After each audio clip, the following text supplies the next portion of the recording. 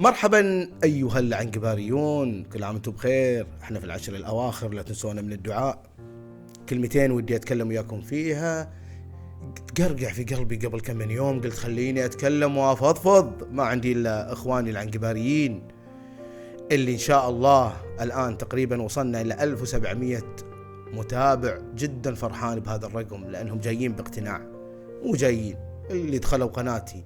طبعا كل هذا يرجع من بعد الله إلى حلقة المغامرين الكذابين. راح أخلي لكم رابط الحلقة تحت، اللي حاب إنه يشوف الحلقة هذه جدا جميلة.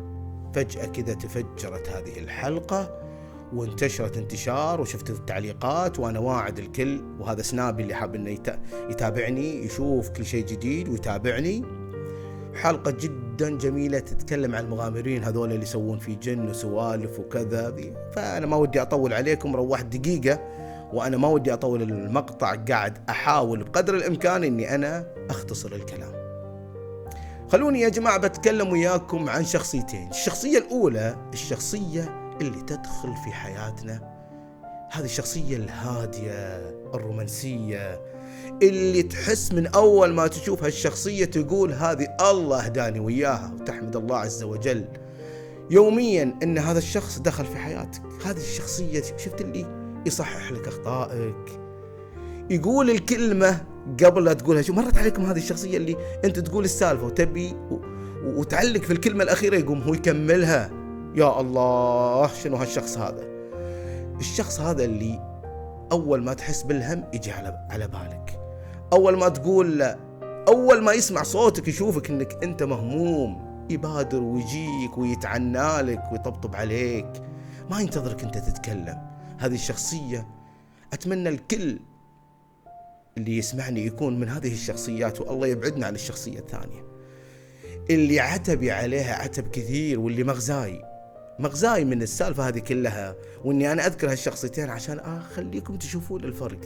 الشخصية اللي انت تكون في حالك، والله العظيم في ناس تكون في حالها وعايش مستقر عاطفيا نفسيا كل شيء، يجي يدخل حياتك بمسمى الحب.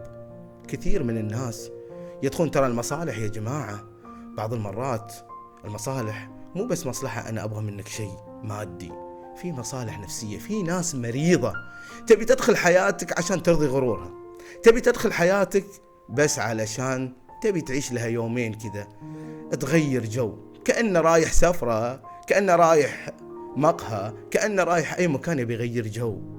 يا جماعة هذه الشخصية جدا خطيرة، لأن هي ليتها يا جماعة تغير جو وتمشي.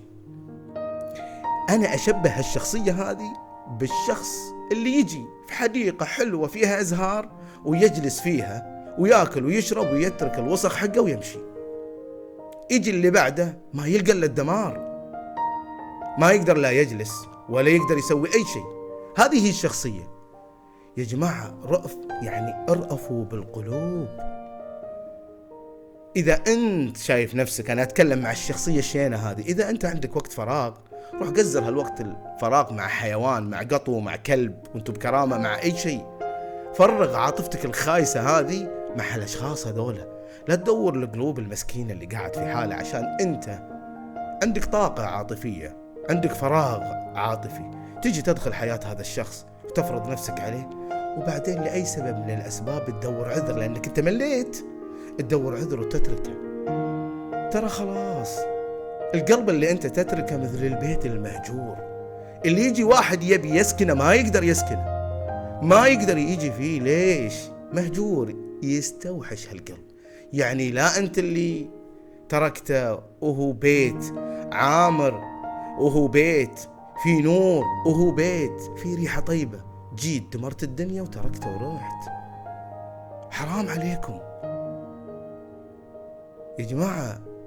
ترى كسر المشاعر، والله في سالفة أو في جملة بمعنى أصح أنا قريتها، كسر ضلوعي ولا تكسر لي خاطري.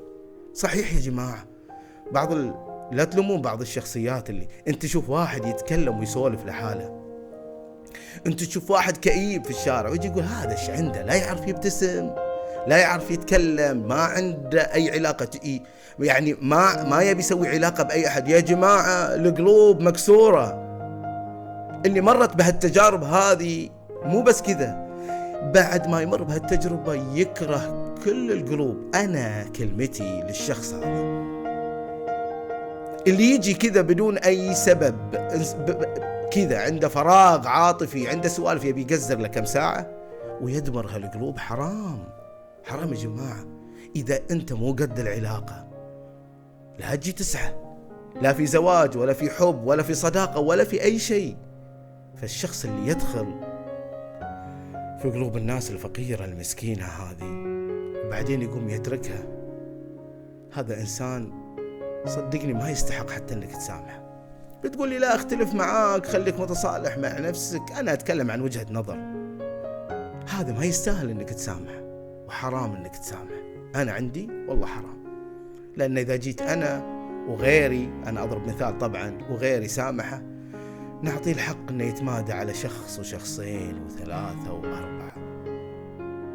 إذا كان عندك وقت ولا عندك فراغ، روح شوف لك ناس مثل أشكالك، اجلس معاه، أنت كذب عليه وهو يكذب عليك. ما أدري إذا الصورة انتقلت يا جماعة. جاي أيام ليلة القدر وهي العشر الأواخر، أتمنى يا جماعة إن نروح نصفي قلوبنا قبل لا نجي نقول سامح وسامحك وتسامحني. اجلس مع نفسك، اصلحها، اطلب من الله أن نفسك تنصلح. أنا ما أبي لا أسامحك ولا أبيك أنك أنت تسامحني، أنا أبغاك أنت تروح وتصلح نفسك. ادعي لنفسك في الهداية واترك الباقي علينا. احنا أصحاب القلوب الطيبة. أنا أتكلم عن نفسي وعن اللي حوالي. أحيانا يجيني واحد يقول لي يصنف نفسه على أنه من القلوب الطيبة. لا، أنا أتكلم بلسان الطيب. احنا القلوب الطيبة لأن احنا طيبين، الله إن شاء الله مصلحنا. أصلح نفسك أنت أولا، وادعي حق نفسك بالهداية والمعنى الحساوي، فكنا من شرك. أخوكم العنقباري، أتمنى أن نقطتي وكلامي هذا وصل لكم. كل عام وانتم بخير، وأحبكم أيها العنقباريين ومشكورين. مع السلامة.